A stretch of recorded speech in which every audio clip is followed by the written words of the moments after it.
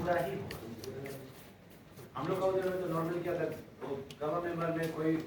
Political leader को भी डाल देता है, रिटायर ऑफिसर को भी डाल देता है। ऐसा नहीं होता।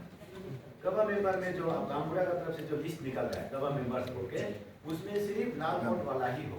क्योंकि स्टेट अथॉरिटी का गवर्नमेंट मतलब सिर्फ लाल कोट वाला करे। वो जो पार्टी है वो अपना विटनेस या स्पीकर में उसको लेके आ सकता है, लेकिन ऑफिशियली वो गवर्नमेंट मेंबर नहीं होता। नहीं तो क्या होता है, आप दिन भर बैठे गवर्नमेंट में फैसला कर दिया, जो आदमी हार गया यही बात को लेके वो अपील में चला है कि ये विलेज अथॉरिटी का सिस्टम में ये एक रिटायर ऑफिसर क्या करता, ये एक चेयरपर्सन क्या करता, ये तो विलेज अथॉरिटी नहीं है। इसका मतलब यहाँ पे सिस्टम में गड़बड़ हो, ऐसा बोल के जब क्वेश्चन राइज होता है तो पूरा मेहनत बर्बाद हो जाता है। वो अपील वाला आपको वापस भेज देता है, ये दोबारा गवर्न। इसलिए शुरू से ही डायरेक्ट गवर्नमेंट मेंबर में सिर्फ लाल कोट वाला कोई मेंबर बनाइए, उसके बाद आप और जब जमीन का केस होता है आप लोग को स्पोर्ट करना ही, अगर स्पोर्ट विजिट नहीं करेगा तो कल को जब फिर अपील जाएगा तो वो फिर अपील अथॉरिटी ये पूछेगा कि आपने बिना स्पोर्ट विजिट करके बाउंड्री कैसे डिसाइड कर। इसलिए जमीन का केस होता है तो आपको स्पोर्ट विजिट करना ही, तो ये चीज। उसके बाद फिर हो जाता है जैसे आप लोग गवाह हो गया, डिसीजन भी हो गया, स्पोर्ट विजिट भी करते हैं। अब आ गया लिखने का बात। लिखते समय में हमेशा ये आपका जो गवर्न डिसीजन होता है इसमें 2 पेज का ऑनेस्टी होगा, लेकिन क्लियर कर लिखना है कि मैटर क्या था। और ये बात हमेशा याद रखें कि कंप्लेंट में जो दिया उसी से रिलेटेड में गवाह। कंप्लेंट में दिया है कि मेरा पति हमको पीटा है और डिसीजन में हो गया डिवोर्स, ये दोनों साथ बैठने के लिए, तो डिवोर्स का कंप्लेंट और मारपीट का कंप्लेंट अलग होता है। इसलिए जैसा कंप्लेंट दिया है ना उससे रिलेटेड आपका करना होता है। ऐसा होने के बाद पहले कौन सा मेजर में दिया वो लिखना जरूरी है, कौन सा पार्टी क्या बोला है, कौन सा पार्टी क्या बोला अपना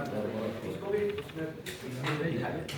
उसके बाद कौन सा कारण को लेके एक गवाह ने ये डिसीजन को ले रहा है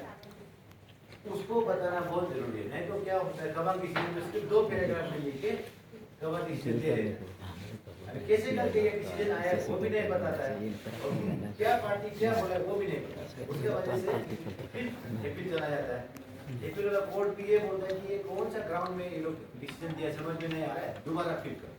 तो घूम के फिर वापस आता है। इसीलिए डिसीजन भी अच्छा से लिखे। उसके बाद फिर क्या होता है, जैसे आज गवाह हो सकता है तो आज ही आप उसको डिसीजन कॉपी को दे देते। हम लोग का एक सिस्टम होता है, आपका यहाँ तो होता ही नहीं पता नहीं, हम लोगों से क्या होता है दूसरा पार्टी को अपील करने नहीं देगा, बोलते डिसीजन को गायब कर दो, वो 2 महीने तक देगा ही नहीं, फिर हम बोलता है खाटी केस पार हो गया अभी सही। गवर्न सिस्टम में एक्चुअली ऐसा नहीं होता। गवर्न सिस्टम में कभी भी 30 डेज 40 डेज नहीं, सिर्फ आपका ड्यूटी होता है जब एडीसी से अपील करेगा, एडीसी का ऑर्डर आएगा हाई कोर्ट जाएगा तब वो दिन दीजिए, और 30 दिन से आपको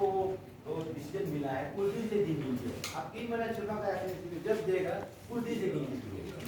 इसलिए अच्छा ये होता है कि जल्दी से जल्दी उसको दे। तब क्या होता है इसमें आप एफआर में एक प्रोविजन होता है इंटेंशन टू अपील। अभी मान लीजिए दिन को तमाम हो गया, तमाम होने का एक वाला पार्टी सेटिस्फाइड नहीं, वो अपना जो चेयर को काम बुरा बैठा है उसको बोलता है कि हम ये डिसीजन को सेटिस्फाइड नहीं, हम इसको अपील करेंगे। जब आपको ऐसा बोल दिया तो उस समय में आपका ये प्रोसीड्यूर के हिसाब से ये बोलता है कि आप वो पार्टी दोनों को लेके आपका डिसीजन को लेके आपका जो कम से कम 3 इंडिपेंडेंट विटनेस होना है, उस इंडिपेंडेंट विटनेस को लेके आप एडीसी साहब का पास पहुंचे,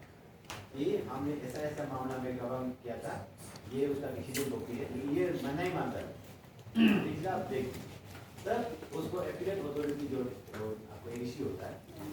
वो देखेगा कि ये डिसीजन कैसे दिया है, विटनेस को दिया है कि नहीं दिया। एडीसी सर को लगेगा कि हाँ इसमें तो ठीक ठाक बहुत अच्छा से हुआ है तो वही डिसीजन फाइनल हो जाएगा। लेकिन जब आपका एपीलेट अथॉरिटी का एडीसी सर उसको लगेगा कि यहाँ तो थोड़ा झोल है, कुछ तो गड़बड़ हुआ है, तो वो आपका उसी समय डायरेक्ट स्टे हो जाए, उसके बाद वो इसीलिए आपका डिसीजन को राइट कराने के लिए आपका जजमेंट कॉपी में जो आप जो ऑर्डर डिसीजन लिखता है ना उसमें डिटेल में लिखना जरूरी होता है। जब क्या करता है, आपको उस अपील के लिए एडवोकेट का भी लेने की जरूरत नहीं है, सीधा बात सीधा में आप लोग जब टेढ़ा मेरा हो जाता है करने की नहीं करता है, लेकिन जल्दीबाजी में या हो जाएगा सोचते हुए छोड़ देता है, उसका वजह से आप लोग का मेहनत बर्बाद होता है। उसके बाद फिर और एक चीज जो हम दवा मौलाना में बोलना चाहेगा ये है कि ये जो AFR जो है वो रेगुलेशन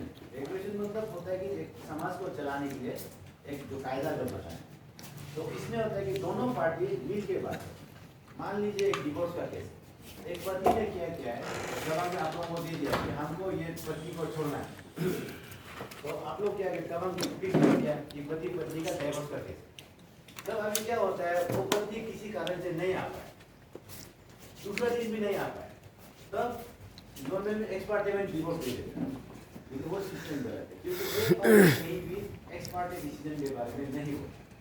वो इसलिए नहीं बोला है क्योंकि गवर्न सिस्टम का मतलब ही ये है कि दोनों आदमी का बात सुन के डिसीजन लेना, इसलिए एक्स पार्टी नहीं हो। जब अगर जैसे एक पार्टी को बुलाया वो आया, दूसरा नहीं आ रहा, तब आप उसको आपका डिसीजन को कम तो गवाह इंचार्ज होता है, लेकिन सर खुद गवाह को हैंडल करता है, ऐसा सीओ सर गवाह का इंचार्ज है, तो वो गवाह इंचार्ज को बोलेगा कि ये आदमी को फलाना को सामान करते, तो जो नहीं आ रहा है उसको ऑफिस तक कर सकते और बोलेगा कि आप नहीं आ रहा है, क्यों नहीं आ रहा, इसलिए अगला तारीख इतना में कलम से अंडरटेकिंग कराओ कि ओरिजिनल कराओ में आएगा, तो वो सीओ सर का सामने या एडीसी सर का ऑफिस में अंडरटेकिंग करने के बाद आपका कलम में जैसे भी आए, इसलिए ये आपके पास ये पावर होता है, जो आदमी नहीं आ रहा है उसको खींच के लाए, इसको आप लोग यूज नहीं करके आप लोग एक्स पार्टी में दे, इसलिए आप लोग ये जो गलती है बस्ती का लॉ एंड ऑर्डर को संभालने के लिए आप लोग, इसलिए आपका पास पावर भी है, उस पावर का इज्जत भी होना है और सही भी यूज होना है, इसलिए जब कोई आदमी नहीं आता है आप लोग रिपोर्ट करके अंडरटेकिंग करके आने दें, क्योंकि उसके पास मान लीजिए कोई डॉक्यूमेंट है, उसके पास मान लीजिए कोई सबूत है, उसको तो वो गवाह करके बताना पड़ेगा। घर में सिर्फ बैठ के नहीं मेरा पास नहीं बोलने से नहीं होगा, इसीलिए एक्स पार्टी डिसीजन का प्रोविजन नहीं है, आप एक्स पार्टी डिसीजन मत लीजिए। तो अभी हम जो बताया आपका ये सिस्टम हो गया कि आपका क्या रोल क्या है क्या नहीं, इसीलिए आप लोग को हम एक रिक्वेस्ट है कि ये जो AFR है ये ऑनरेबल गवर्नमेंट की तरफ से भी AP कोड वॉल्यूम 1 में है, आप लोग एक जैसे भी रखिए, एडिशनल पीस में तो होगा, तो आप लोग जेरोक्स करके हम लोग रखिए, इसमें आप लोग क्या कर सकते हैं क्या नहीं कर सकते पूरा लिखा हुआ है। आदमी अगर अपना पावर को नहीं जाने तो अपना पावर का सही इस्तेमाल नहीं कर पाए, आपके पास में पावर भी है, फंक्शन भी है, इसलिए उसको यूज कीजिए, लेकिन साथ में आपके पास लिमिटेशंस भी है, इसलिए वो लिमिटेशन क्या है उसको भी जानना जरूरी है। लिमिटेशन को नहीं जानेगा आप आगे निकल जाएगा तो फिर एक्सेस हो जाएगा, तो फिर आपको काल का लाभ जो है साधारण पड़ता है, इसलिए आप लोग ये AFR को पढ़िए संभालिए, उसके बाद जब भी कोई आपका बस्ती में कोई प्रॉब्लम होता है उसको अच्छा से सेटल, तो ये हो गए AFR के बाद। उसके बाद फिर हम अभी जो अगला बोलने जा रहे हैं वो है डोमेस्टिक वायलेंस। डोमेस्टिक वायलेंस ऐसा होता है, इसको बोलने से जहाँ दिया है तो इतना पतियों वाला बहुत गुस्सा होता है और लेकिन ये सिस्टम ऐसे है कि ये कानून पति का एगेंस्ट में ही बोल के नहीं बना, ये कानून बनाया है बेटी के लिए, बहू के लिए या तो माँ के लिए, जो भी घर में एक विक्टिम होता है, तो इसके लिए इसका कानून का नाम ही है कि protection of women from domestic violence. Protection मतलब तो आप लोग जानता है सुरक्षा देना, उसके बाद डोमेस्टिक मतलब घरेलू घर का अंदर का ना, और वायलेंस मतलब होता है हिंसा, मतलब घर का अंदर का मारपीट, तो घर का अंदर का जो मारपीट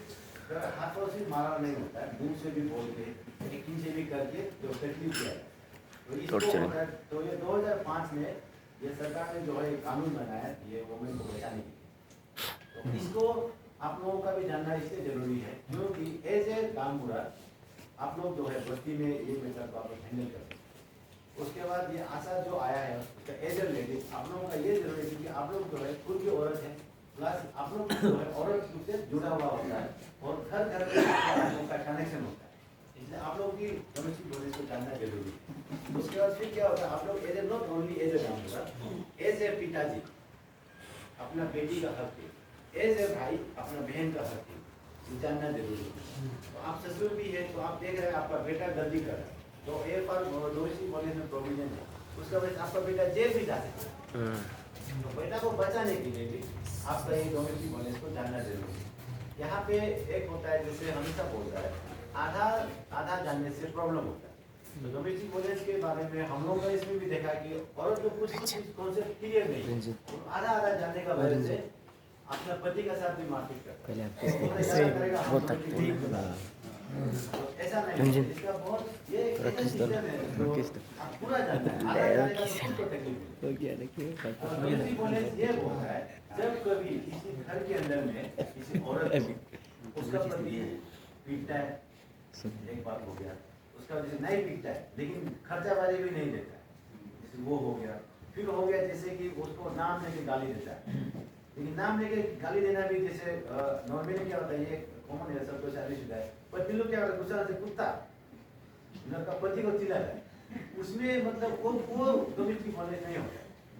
ना, वो तो प्यार से बोला है, अंदर है गुस्सा होता है, लेकिन जो गुस्सा से बोलने के लिए बोलता है तुम साला उसका बच्चा इसका बच्चा बोलना, नाम लेके खराब गाली देके बोलना, उसके बाद तुम लड़का पैदा बच्चा नहीं कर सकता है, तुम लड़की पैदा नहीं कर सकता है, जो ऐसा चीज जो दिल को सच्ची में चोट लगता है, ये सब होता है डोमेस्टिक वायलेंस। उसके बाद जैसे कोई पत्नी है नौकरी करता है, उसको नौकरी में अब जाने नहीं देता, कोई पत्नी हो गया जो जिसे कमाता है तो उसका सैलरी बहुत छीन लेता है या दारू पी के प्रॉब्लम देता है, वो सब हो गया। आपका कोई जैसे कोई देखा है कोई पत्नी है वो बेचारा सीधा साधा है, तो उसका हस्बैंड जो उसको किसी दूसरा के साथ जबरदस्ती सोने देने की कोशिश करता है, तो वो सब चीज जिसमें आदमी का इज्जत खराब होता है, दिल का जो बात वो खराब होता है, तो वो सब चीज होता है डोमेस्टिक। तो इसीलिए जब इसमें क्या होता है, कोई होता है जैसे बाहर में घूम फिर के आया, घर में आने के बाद पत्नी को मारपीट करके घर से निकाल देता है, दूसरा शादी करने के लिए घर से निकाल देता है, दहेज नहीं लाया, तेरे लिए हमको जमीन नहीं दिया, वो मेरा चारों भाई को दे दिया, ऐसा बोल के फिर घर से निकालना, मारना पीटना ये सब करता है, तो ये सब पूरा डोमेस्टिक वायलेंस में आता है। तो इसके लिए क्या होता है सर, ये कानून के हिसाब से अगर कोई एक औरत विक्टिम है डोमेस्टिक वायलेंस का, तो उस औरत को सबसे पहले आप जब कोर्ट में जाएगा एक प्रोटेक्शन ऑर्डर में, प्रोटेक्शन ऑर्डर में आपको क्या होता है, कोर्ट डायरेक्ट जो हस्बैंड होता है या जो सासू माँ होने से भी उसको डायरेक्ट बोलता है कि जो एक्यूज है आप जो है आज से लेके ये औरत के साथ में मारपीट नहीं करते। जितना डोमेस्टिक वायलेंस किसी इसमें से आपका यह है।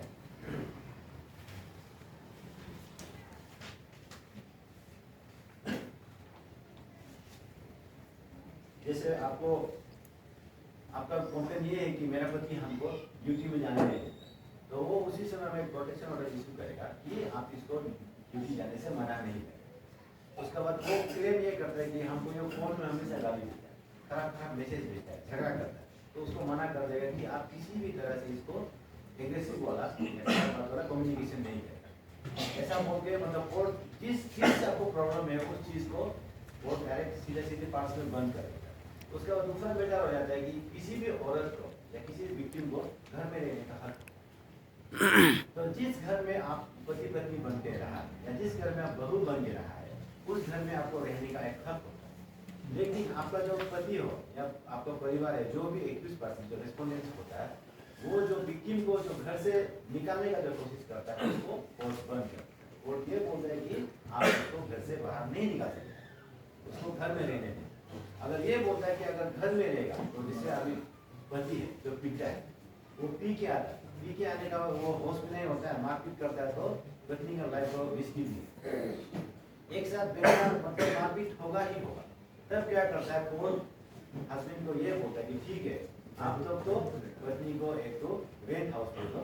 लेकिन आपका जैसा घर है ऐसा ही घर हो, आप यहाँ आरसीसी में बैठा है तो उसका रेंट भी आरसीसी में, उसका बाद रेंट में बैठा के आप उसका रेंट भाड़ा देना है, माचिस से लेके ब्रेक में तक।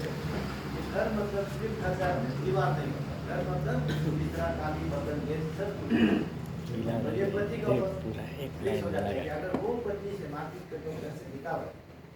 घर में नहीं निकाल सकता, सबसे पहले बात कोर्ट बोलेगा घर से नहीं निकाल के ज़्यादा मारपीट हो सकता है, लाइफ में भी रिस्क हो सकती है, तब तो हम उसको रेंट दें। उसका देखते हैं कि रेंट लेने का कैपेसिटी नहीं है और ये आदमी ठीक ठाक नहीं है, तो इतना भी प्रोविजन है कि उस पति को ही बोल सकता है कि आप बाहर रहो, ये घर में पति है, ऐसा बोल के भी मतलब कानून उसमें पति को टाइप कर सकता है।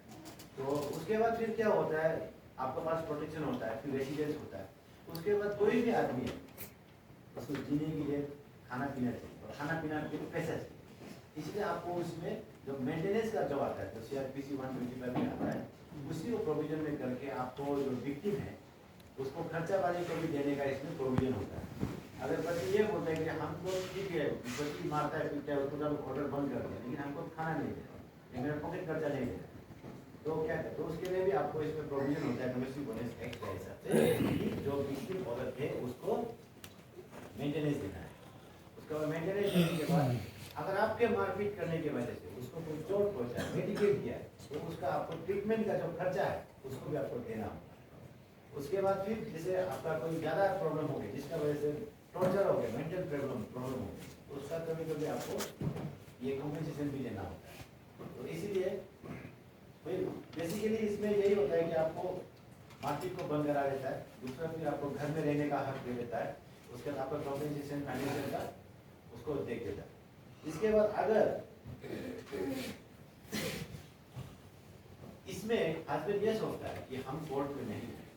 कोर्ट जितना भी बुरा नहीं जाएगा, तो इसमें एक्स पार्टी डिसीजन का भी प्रोविजन होता है। डोमेस्टिक वायलेंस का केस में एक्स पार्टी का प्रोविजन होता है। इसीलिए जब कभी डोमेस्टिक वायलेंस का केस होता है, नहीं जाएगा, नहीं सोचना है, उसमें आपको एक्स पार्टी प्रोविजन, आपको पता भी नहीं है, आप जानबूझ के नहीं गए, आपके अगेंस्ट में कोर्ट ऑर्डर पास कर दे।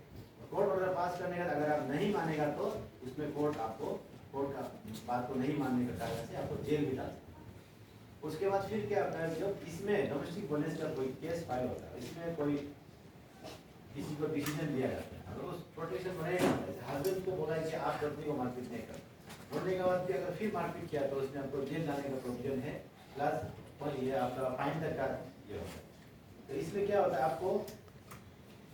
1 साल तक के लिए जेल में डाल सकता है, या तो 20,000 रुपया तक का फाइन दे सकता है।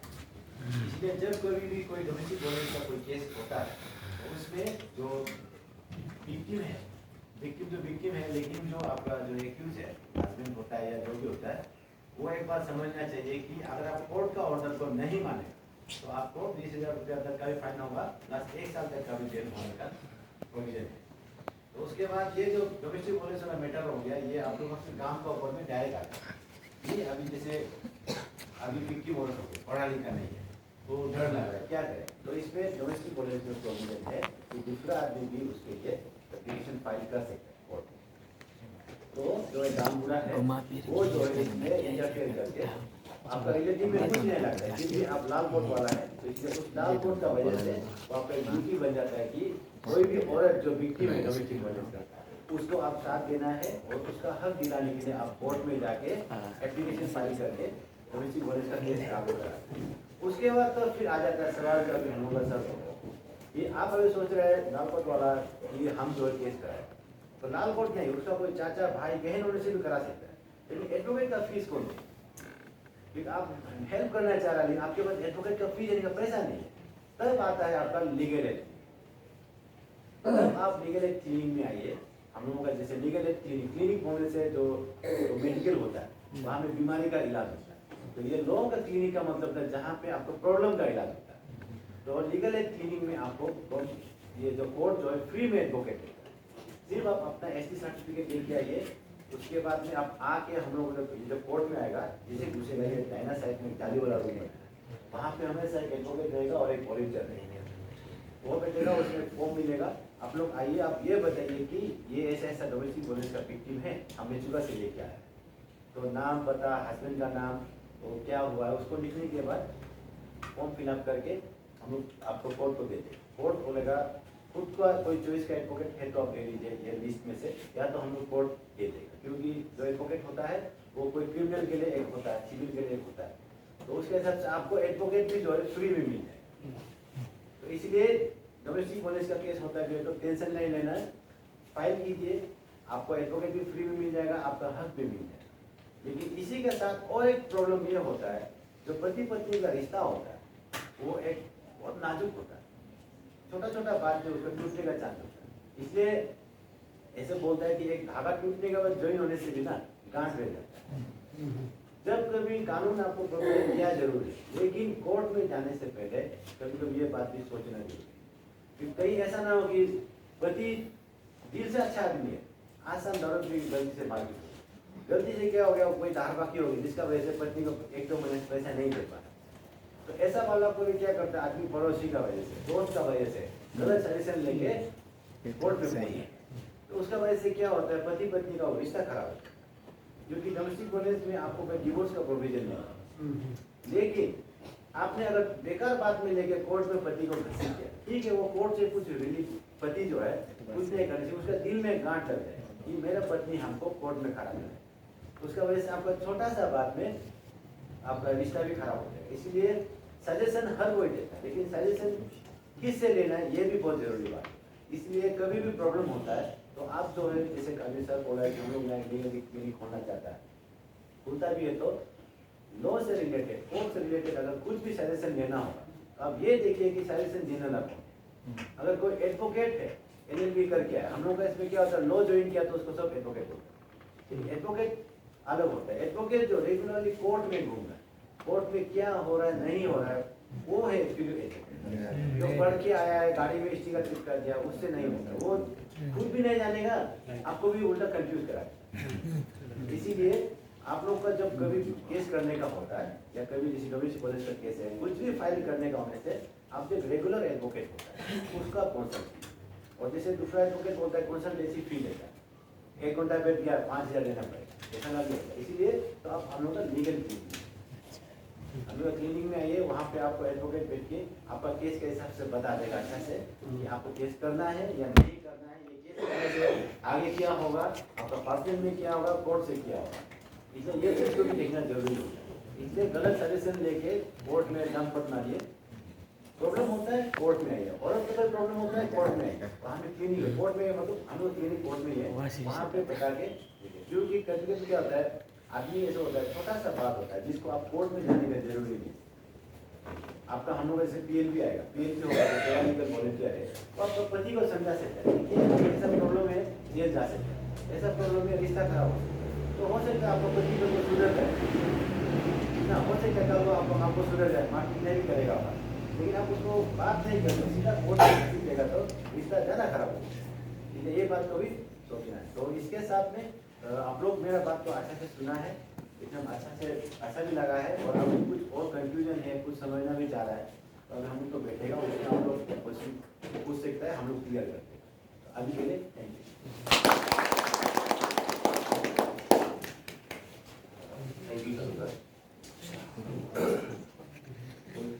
लगता है अभी आप लोगों का यहाँ भी खुल जाएगा, क्योंकि हमारा मेंबर सेक्रेटरी खुद खुलना चाहता है, और आपका ADC साहब हम दे ही रहे तुम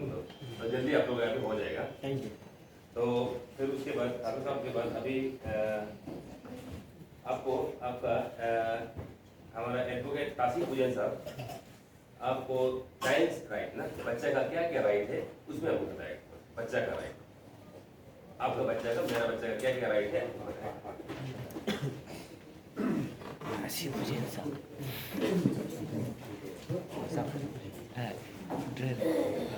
धीरे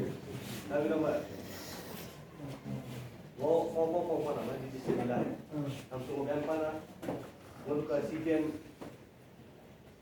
untuk kau kerja saya kan. So mau kerja kan. Malu tinggal tinggal ya. Malu tinggal aja. आगे भेज दिया है। मुझे एडवोकेट दे आ सकता है या लीगल क्लिनिक होने से मोशन डाला था एडवोकेसी डाला, लेकिन CJM के साथ एक जज के साथ इंटरेक्शन करना बार बार मौका नहीं मिलता है। तब ये मतलब वो अपील लेना, अभी भी इंटरेक्शन प्रोग्राम बाकी है, जज साहब से जितना आप लोग कोशिश करते हैं इधर दर दे दूंगा मौका का फायदा उठाइए, समय नहीं है, समय ना मौका मुझे एडवोकेट को चैनल है आप लोगों के लिए, आप है तो हम है अभी तक हर के वजह में मनो सर्वे का इस अपॉर्चुनिटी का इस मौका का सी टाइम सी में मनो फायदा उठा लो का, स्पेशली जीबी मनो और वुमेन पार्टी के देना लो पब्लिक देना, स्पेशली जीबी मनो असम फ्रंटियर लिबरेशन हमें सी एडवोकेट का सब भी है, तो वो सब को भी नो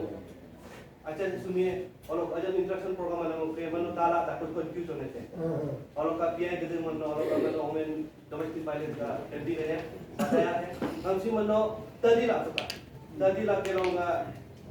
मनो चेंबला नुनु का फैमिली सिंता के गुलाम तक पहुंचा। आप कानून जानेगा, कानून से डरेगा, सोसाइटी में शांति होगा, कानून के मोह ये ही अकना कोई कानून जान के गलत नहीं करेगा, अकना कानून के मोह वो गलत है, कोई इंटेंशनली करता है वो बहुत कम होता है। ज्यादातर मुझे सब तो इसका सब चीजें तो मैंने चिंतुदा लीगल अवेयरनेस दामो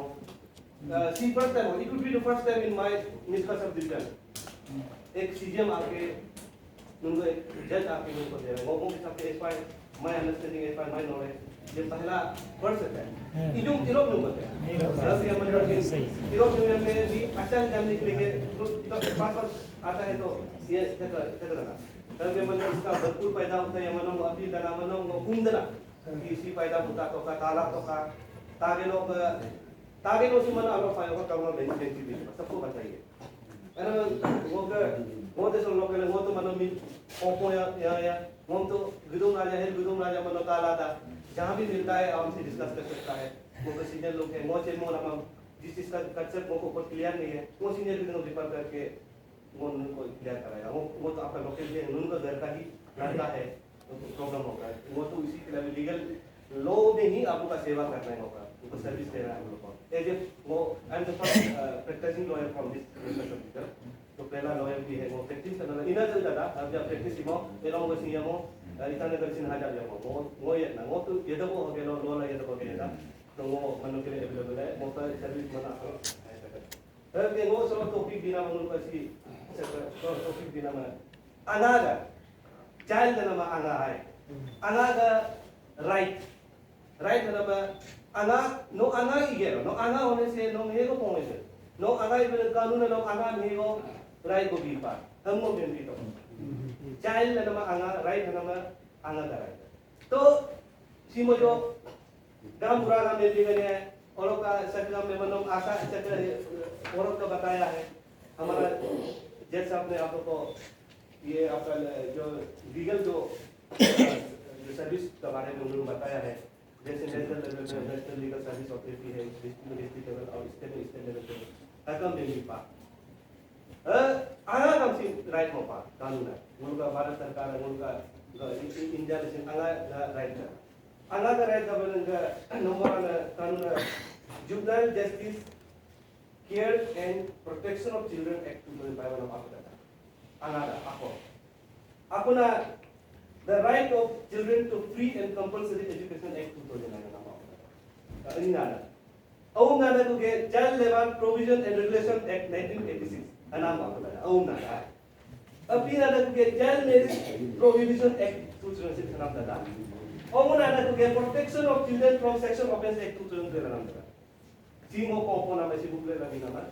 ओमो kompona चार कानून दिखाई देता है लागू तो बेंदिया पहला कानून उनका कोना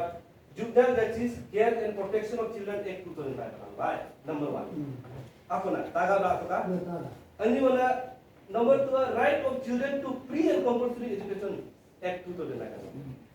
ऑल ऑफ द ओन ना child labour provision and regulation act 1986 नामो ऑल ऑफ द अपीना ना चाइल्ड मैरिज प्रोविजन एक्ट 2006 नामो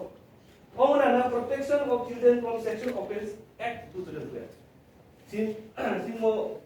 ओमो बेंदी पामन भाई ओमो बेंदी पतारा लोग का 5 तो बताया आप लोगों को 5 एक बताया ती 5 last protection of children from sexual offence act 2012 में जरूर वो बेंता वाला कि एडवोकेट अनुसार आसी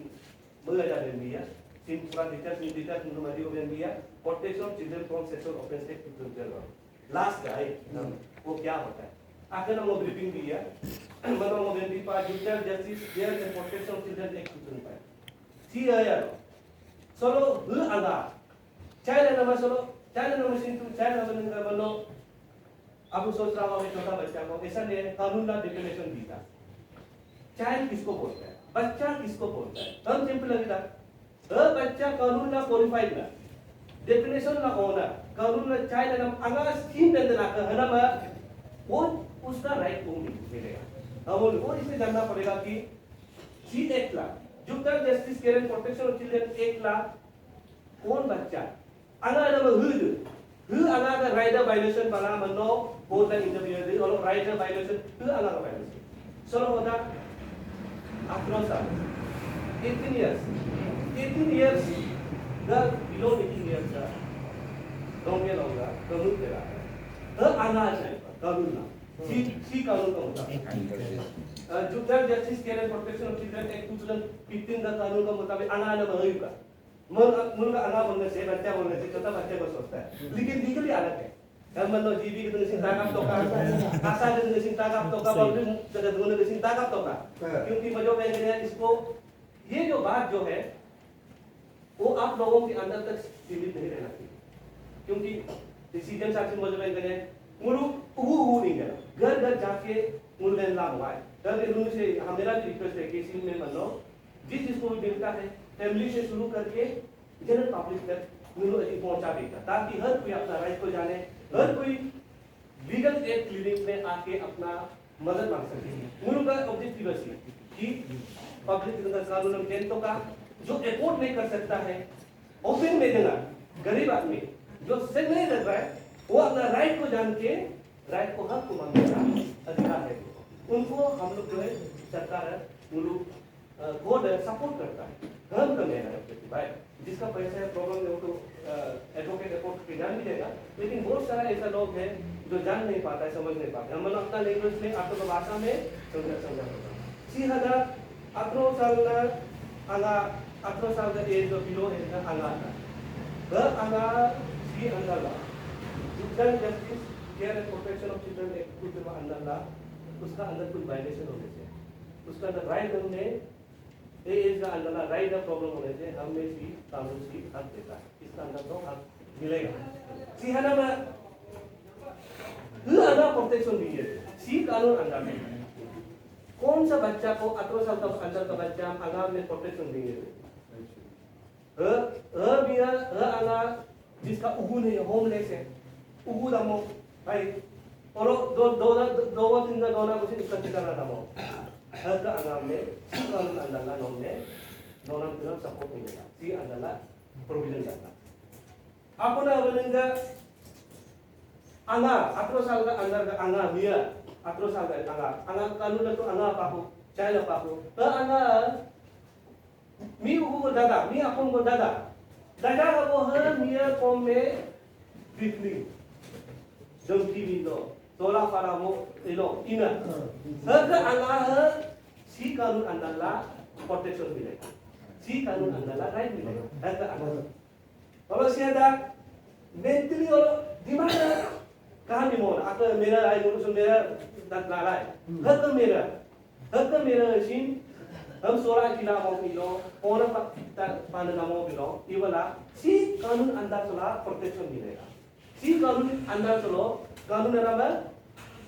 judicial justice care and protection के मिलता है किन में चला है सी अंदर चलो हमने प्रोटेक्शन गवर्नमेंट का तरफ से कानून का तरफ से मिलेगा हमें सिंगल देना में मिलेगा सी कानून तो प्रोटेक्शन देना है मैंने आपने आना वो तक जाओ